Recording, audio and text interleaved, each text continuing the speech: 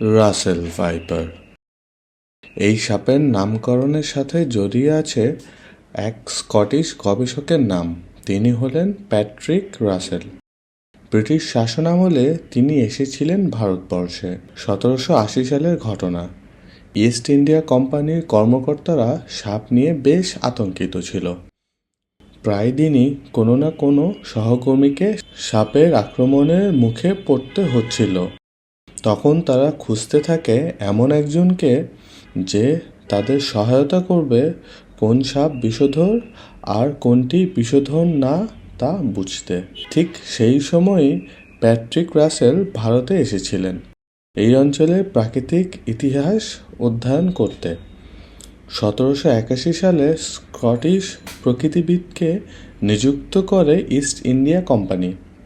তিনি কোবরার পর যে সাপকে বিষধর হিসেবে শনাক্ত করেছিলেন সেটি হল কাকাতুয়া রেকুলাপোডা। এটি বর্তমান সময়ের রাসেল ভাইপার। এর বৈজ্ঞানিক নাম দাবোয়া রাসেলি। তখন থেকে রাসেল ভাইপার নিয়ে গবেষণা শুরু করেছিলেন প্যাট্রিক রাসেল। এরপর তিনি ইংল্যান্ডে ফিরে গিয়ে সাপের ওপর একটি বই লিখেছিলেন। বইটির নাম ছিল an account of Indian serpents collected on the coast of Coromandel. বইটির প্রথম খণ্ড 1796 সালে 44টি প্লেটে প্রকাশিত হয়েছিল। বিষধর এই সাপের ওপর তার গবেষণার জন্যই এই প্রজাতির সাপের নাম হয়েছিল রাসেল ভাইপার। এবার আসা যাক রাসেল ভাইপারের বাংলা শব্দের উৎপত্তি নিয়ে। চন্দ্রবোড়া। রাসেল ভাইপার এই অঞ্চলেরই সাপ। দক্ষিণ এশিয়ায় 4টি বড় সাপের একটি এটি।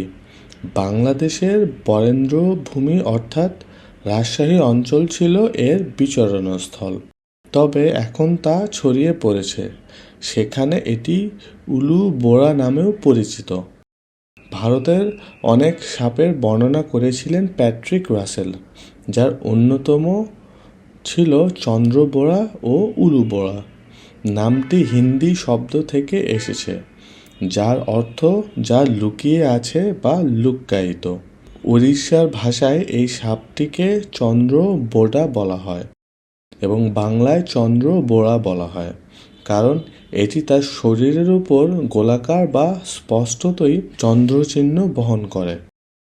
মণিপুরী ও মেইতেই ভাষায় এই সাপটিকে লিন্ডু বলা হয় এবং এর সাথে একটি লোককথা কালেইপাক জড়িত।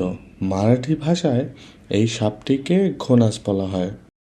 ভারতের 4টি বিষাক্ত সাপগুলির মধ্যে এটি একটি।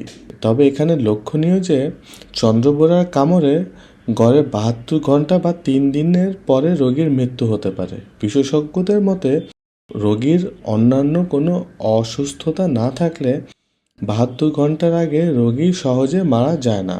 বাংলাদেশে এই সাপের কামড়ের পর 15 দিন পর্যন্ত বেঁচে থাকার রেকর্ড আছে।